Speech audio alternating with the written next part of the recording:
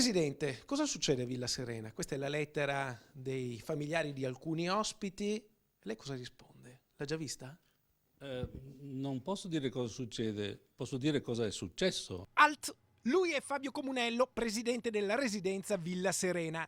Ci assicura che i disagi nella casa di riposo sarebbero terminati con la fine dei lavori strutturali di rifacimento del tetto, dei bagni, degli infissi e dei pavimenti. Noi facciamo un'infinità di operazioni durante la giornata in un reparto e in Villa Serena. È chiaro che qualche disguido può essere accaduto. Quindi qualche carenza c'è stata, lo dice certo, anche lei? Ma l'ho detto, non lo nego. Certo, ma i disagi, soprattutto per gli anziani, sono tutti amplificati.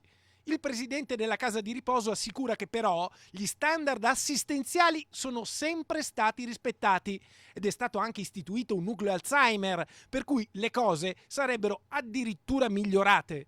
Se allora come assistenza davamo un calcolo matematico, davamo 112 minuti di assistenza a persona al giorno, adesso ne diamo di più, 123 a quel reparto lì. Questo è il vostro calcolo? Certo.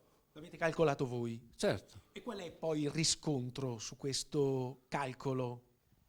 No, dico, c'è un organo che controlla, che verifica poi che questi calcoli siano esatti? Guardi, gliel'ho detto anche prima, a Natale, quindi durante questo periodo, sono venuti i NAS a controllarci e hanno, fra le altre cose, hanno verificato lo standard. Quindi non lo dico io, lo dicono i NAS. Benissimo, adesso verificherà anche la Regione Veneto. Nel frattempo i lavori che hanno creato i famosi disagi sarebbero terminati il 1° gennaio. La lettera dei familiari degli anziani ricoverati, in effetti, è precedente perché è datata 14 novembre del 2016.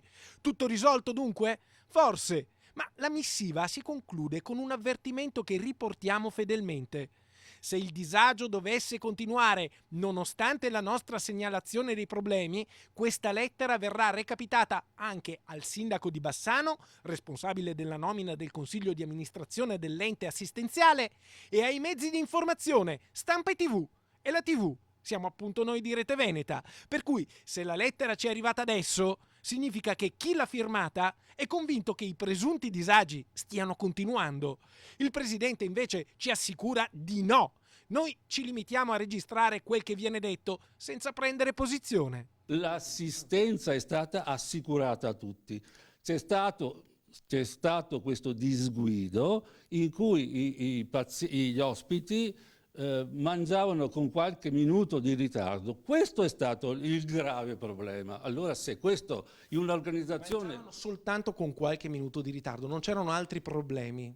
Ma sì, i problemi ce ne saranno pur stati, come normalmente capita, ma questa è la vita di tutti i giorni nel nostro, fra 450 ospiti. Che però pagano la retta e c'è anche un contributo della regione. Non ci sto a questi discorsi, pagano la retta e noi assicuriamo tutto quello che possiamo assicurare con quello che la regione ci dà.